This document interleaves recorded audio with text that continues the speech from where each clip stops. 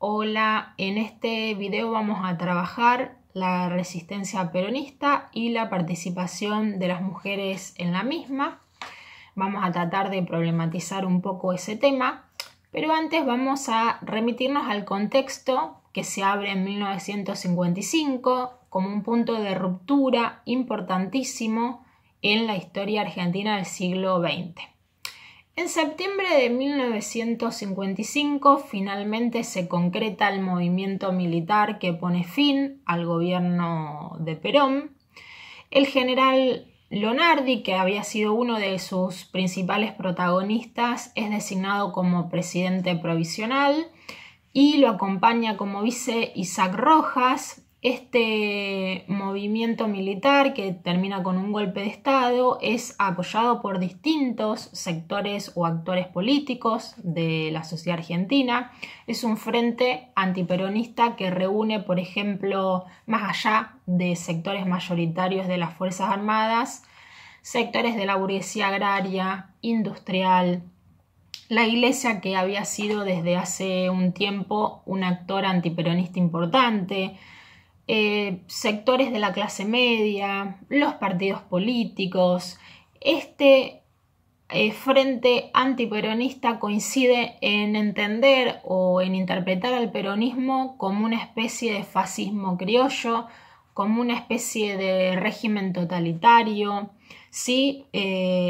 Proclaman a la revolución como libertadora frente a un orden que consideran opresivo. ¿Sí? Para ellos el peronismo es una especie de momento de interrupción del orden democrático. En el primer discurso que Lonardi enuncia de manera pública, afirma que la victoria no da derechos, que en esta lucha no hay ni vencedores ni vencidos.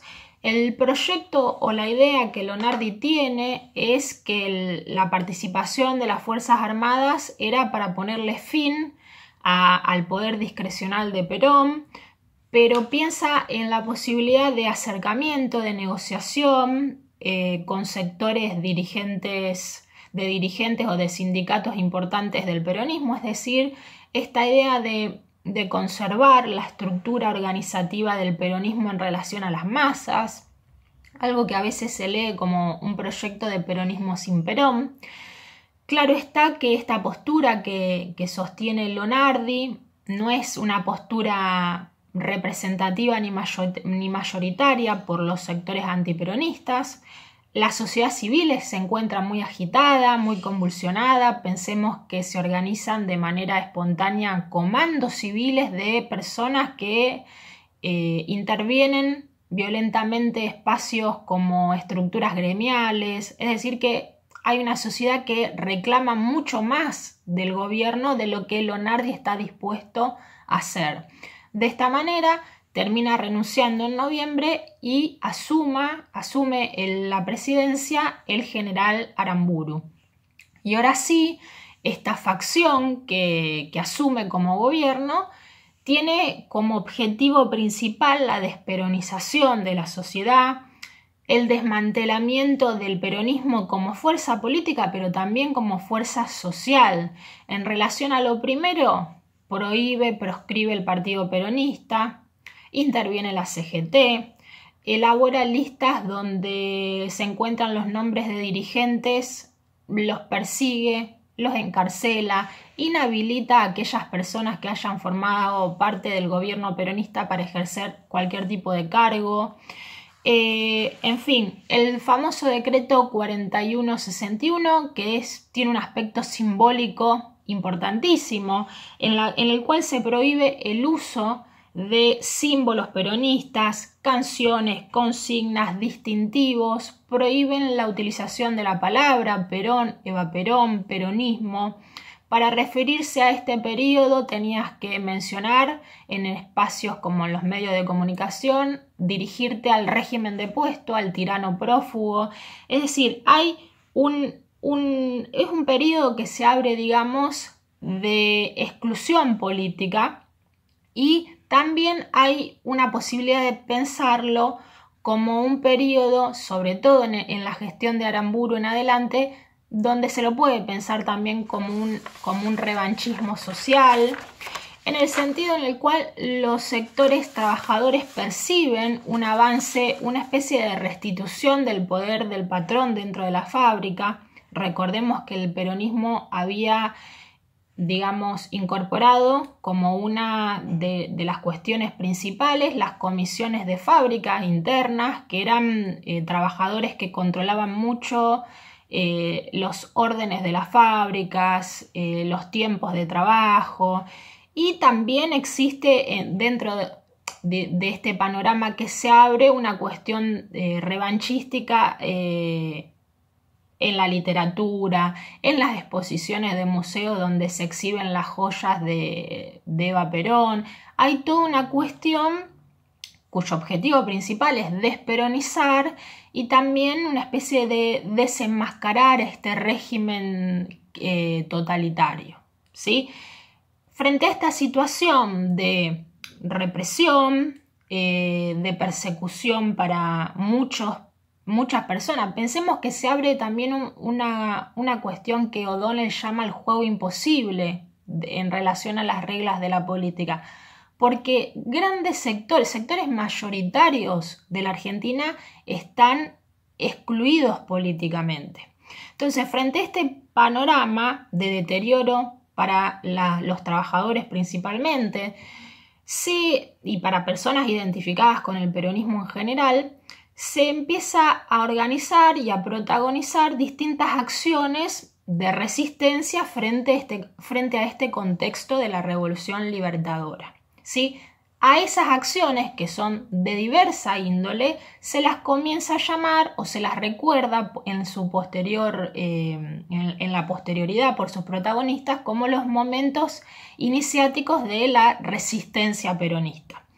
¿De qué hablamos cuando hablamos de estas acciones? Primero, consideremos que son todas formas clandestinas de expresión, de participación política, por fuera de las estructuras tradicionales del Estado, ¿sí?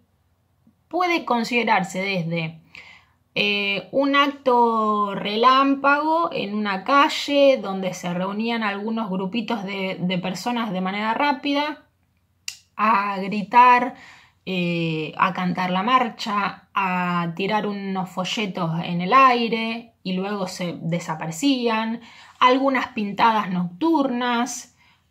Eso por un lado, que eran considerados como actos rápidos, espontáneos, a formas un poquito más nucleadas, más organizadas, y gente que participaba ya de lo que se denomina comandos de la resistencia. Si bien pudieron ser lideradas, por ejemplo, uno de las personas reconocidos por todos, que es John William Cook, que fue un antiguo diputado durante el peronismo y representante de Perón acá en su exilio en este primer momento, de manera clandestina, estaba acá obviamente. Se organizaban algunos, algunos operativos donde sí se subió un poco, digamos, el tono, donde se utilizaban a veces fabricaciones caseras, caños, explosivos. John William Cook lideraba en parte este espacio. Estamos hablando de que se llevaban a cabo en todo el país de manera descentralizada y formaba parte de esto que se llama la resistencia peronista. Podía ser desde manifestaciones totalmente espontáneas hasta intentos de golpe de Estado, como por ejemplo en 1956, el 9 de junio, que en la posterioridad, en un futuro, se lo recuerda este episodio de intentona de rebelión armada peronista como el día de la resistencia peronista. Obviamente que Rodolfo Walsh después escribe Operación Masacre en relación a este episodio, que fue aplastado por la Libertadora, y podemos encontrar dentro de esta resistencia peronista otro tipo de acciones ligadas al mundo del trabajo, como por ejemplo sabotajes e intentos de huelga. Cabe aclarar que si bien la Libertadora no lleva a cabo un programa económico, un plan, ¿sí?, con objetivos claros, sí lo que lleva a cabo es una serie de políticas económicas donde es claramente identificable para un trabajador el deterioro de su calidad, el deterioro de su salario, porque, por ejemplo, hay una gran transferencia de ingresos por parte de los sectores asalariados hacia la burguesía agraria a raíz de la devaluación excesiva que aplica el gobierno de Aramburu, la suspensión de los convenios colectivos de trabajo. O sea que estas prácticas que las englobamos dentro de una resistencia tiene que ver también con las cuestiones materiales de vida de los trabajadores. También para sumar a estos cambios en las condiciones de vida y de explotación en el trabajo, podemos también entender que la resistencia peronista fue llevado a cabo no solamente por sectores trabajadores o dirigentes sindicales de terceras, cuartas líneas que al no ser muy conocidos podían haberse, digamos, obviado la encarcelación por ese motivo. También hay sectores minoritarios, claro está, de intelectuales, de periodistas que llevaban a cabo un montón de este tipo de tareas, de periódicos, de folletería, de manera clandestina, tratando también de poder salirse de la censura estipulada por el régimen de Aramburu, que de alguna manera venía a instituir la libertad de prensa como forma de diferenciarse del peronismo, pero sin embargo aplicaba estos decretos que a vos te prohibía hablar libremente o expresarte libremente en tu diario, en tu folleto, en tu periódico. Entonces, este grupo de periodistas, de intelectuales que se entendían como una forma de resistencia a su trabajo, hacían malabares para escribir y no ser, digamos, víctimas de la censura de la Libertadora. Formaron parte también de esto llamado resistencia peronista. Lo digo para que tengamos en cuenta que no solamente los sectores populares participaban de este tipo de acciones. Ahora bien, ¿cómo hacen los historiadores en la actualidad o en su momento para estudiar este tipo de procesos descentralizados, de procesos que a veces no se encuentran muchas fuentes escritas salvo las policiales o las denuncias o en algún diario que sale si explotó tal caño en tal espacio de la ciudad?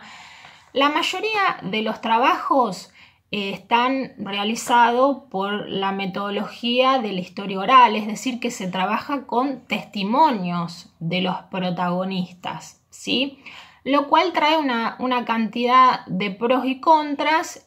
Vamos a hacer hincapié en las virtudes de esta metodología o de esta aproximación que contamos del pasado. Obviamente que se puede hacer historia oral con un pasado medianamente reciente, con testimonios vivos, ¿sí?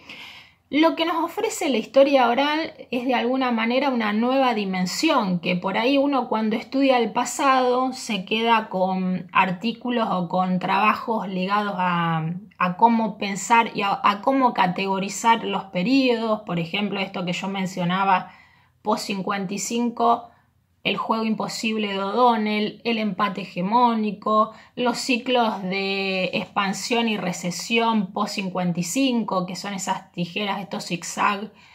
Pero hay un montón de cosas que nos perdemos a raíz de estas categorizaciones o trabajos teóricos que tienen que ver con la difícil y la simple tarea de pensar efectivamente cómo vivía la gente en ese momento la exclusión política. Y los testimonios nos ofrecen esas dimensiones. Hay una reconstrucción que hace la gente en general que ha atravesado o ha protagonizado momentos importantes. Hay un entrelazamiento entre la memoria particular, personal de esa persona y la memoria colectiva que se va construyendo con posterioridad a los hechos. Es decir, es muy interesante a veces hacer estos recorridos sobre el pasado porque nos ofrecen, como ya les decía, una dimensión quizás un gesto, un tono que por ahí en los textos con categorías más teóricas se pierde, y estos testimonios a veces nos hacen dar cuenta o nos permiten reconstruir una época que otros trabajos no. Para recomendarles, les sugiero uno de los trabajos más emblemáticos de historia oral que trabaja el periodo del peronismo, que lo hace Daniel James, que es un historiador recontra conocido, que trabaja el peronismo, y lo realiza con una mujer que trabajó en la ciudad de Berisso en el SWIFT, que se llama Doña María. Les recomiendo que lean ese relato porque es maravilloso y nos permite reconstruir desde una cuestión de clase, desde una cuestión de género, la participación de las mujeres y de su experiencia en el 17 de octubre, es decir, nos da una dimensión, una perspectiva que 400 libros teóricos no te lo dan. O sea que mi recomendación es que empiecen a leer ese tipo de textos porque son muy enriquecedores, ¿sí? Volviendo a la resistencia peronista, claramente que se trabaja con estos testimonios, pero tenemos el caso particular que viene a ser en la clase, que tiene que ver con la participación de las mujeres en la resistencia peronista y los problemas que eso trae para las investigadoras que trabajan este tema. Por ejemplo, la marginalidad de las mujeres en la memoria colectiva de la resistencia peronista. Hay una especie de eliminación total de la participación de las mujeres en esos relatos. A su vez, los relatos son principalmente de personas masculinas, entonces hay una escasez de fuentes de mujeres. A su vez, consideremos que la resistencia peronista, sobre todo en este primer momento, en el relato de sus protagonistas, tienen algún tipo de impedimento de poder reelaborar o de pensarse ese pasado en conexión con la actualidad. Es una resistencia considerada como estática, no se la piensa, no se la problematiza.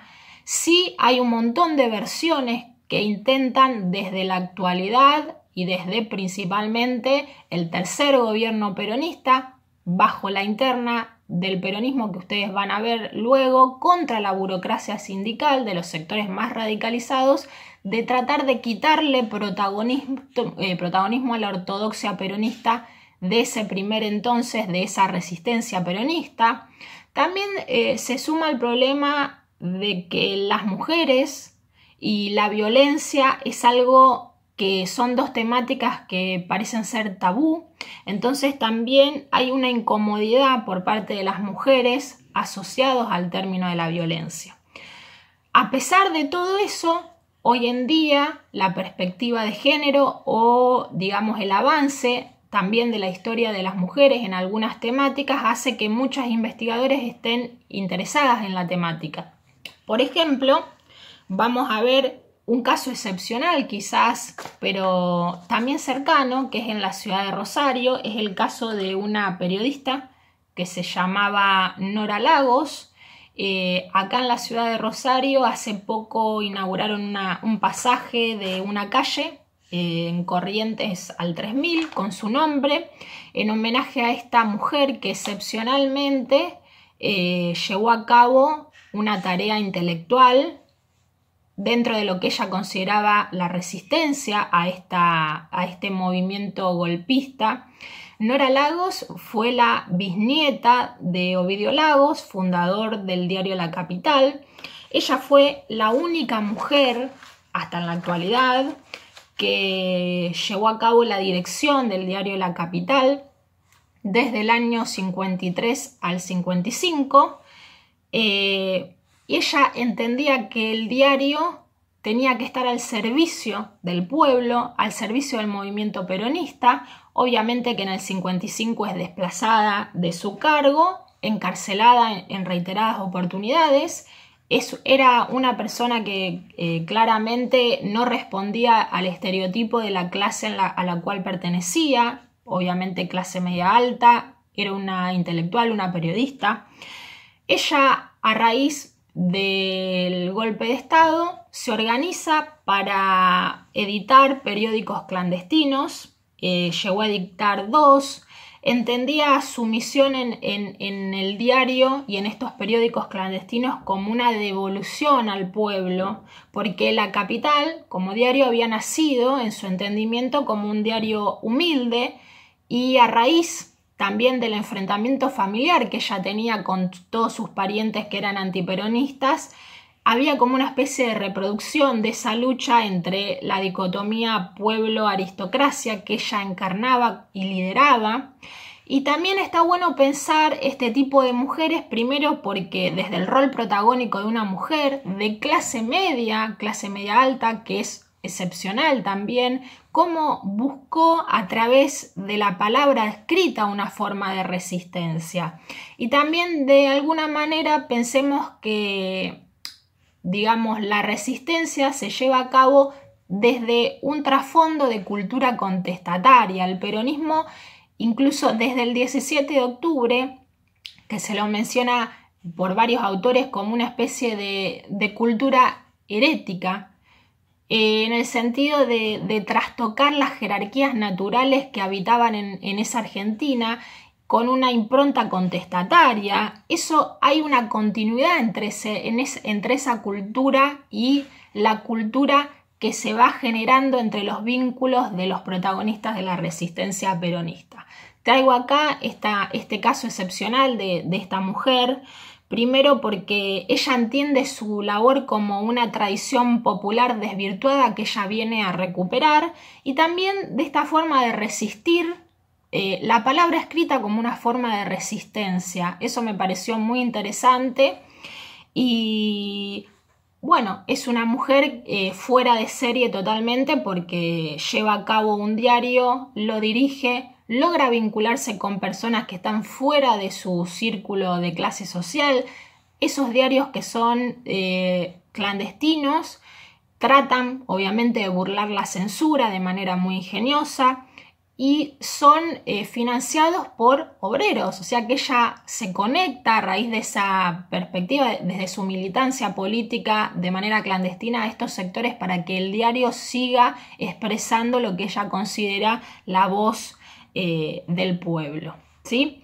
Por otro lado, además de esta idea de esta mujer de clase media participante y protagonista de parte de la resistencia peronista, en este caso sí, hubo fuentes escritas como su diario, como la prensa clandestina, vamos a encontrar otra forma de participación de las mujeres, en este caso de clases populares, que se puede entender como parte de la resistencia. Y hablo en particular de los homenajes que se realizaban a Eva Perón.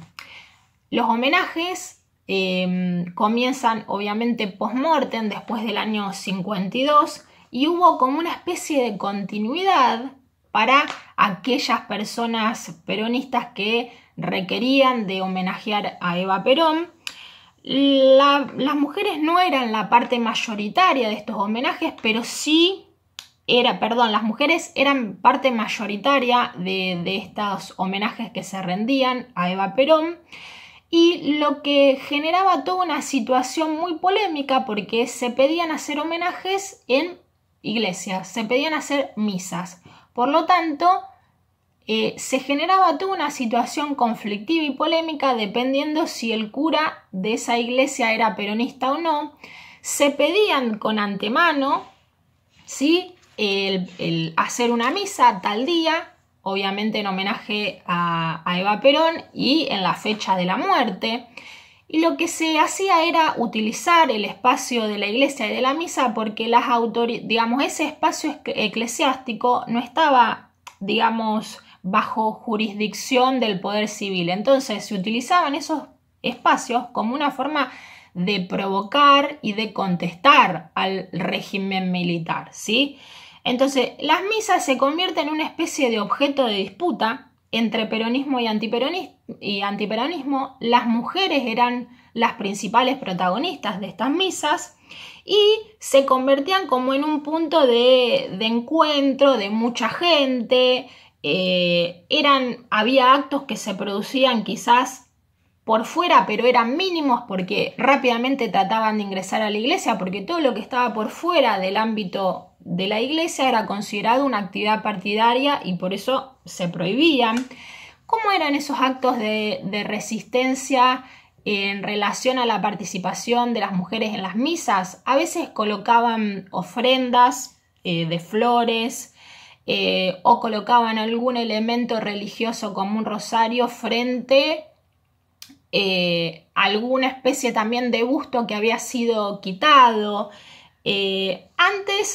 Durante el peronismo, todo esto que eran los famosos rituales y homenajes que se hacían totalmente estructurados y organizados año tras año, la CGT, prender velas, todo lo que era totalmente estructurado por el peronismo como un ya ritualizado, después del 55 se termina justamente desordenando. Todo era espontáneo, pero sí los objetos eran recordatorios de la ausencia del busto, del cuadro de Eva Perón, y era una forma de mantener viva la memoria en una especie de monumento que rendía culto a Eva Perón. Eso también, esa ausencia del objeto que representaba a Eva Perón y el reemplazo por un objeto como un rosario, una vela o una flor, era considerado por sus protagonistas, por estas mujeres de clases populares, como un acto de resistencia, ¿sí? Esos límites que ponía bajo los decretos que ya mencionamos el gobierno militar era como una provocación, un límite que buscaba ser transgredido. Y con esta idea me gustaría cerrar la resistencia peronista con acciones variadas y la participación de las mujeres que parece que va siendo eliminada. Pues bien, las mujeres participaron desde los espacios que se permitían en esa época, pero buscaban también transgredir límites. Tiene un trasfondo que viene a ser la cultura que se empieza a organizar y a complejizar desde el peronismo, que tiene que ver con esta idea contestataria de la cultura y desde lo simbólico, desde la transgresión, ¿sí? La resistencia implicó la participación de mujeres también, por más que a lo largo del tiempo haya pensado o se las haya invisibilizado, se las haya dejado en un lugar marginal. Claro que sí participaron, quizás en actividades que no están ligadas a los comandos de resistencia, porque claramente eran espacios principalmente habitados por las masculinidades, pero podemos considerar por la voz de sus protagonistas, aunque sean escasas, aunque sean marginales, aunque tengamos fuentes pocas, podemos reconstruir en la actualidad, gracias a los avances de las investigadoras principalmente mujeres, que las mujeres en este pasado formaron parte de la resistencia peronista, protagonizaron dentro de sus formas de accionar, de vincularse y de sociabilizar, formas de resistencia y de transgresión política que pueden ser considerados como forma de resistencia. Así que les mando un saludo y hasta luego.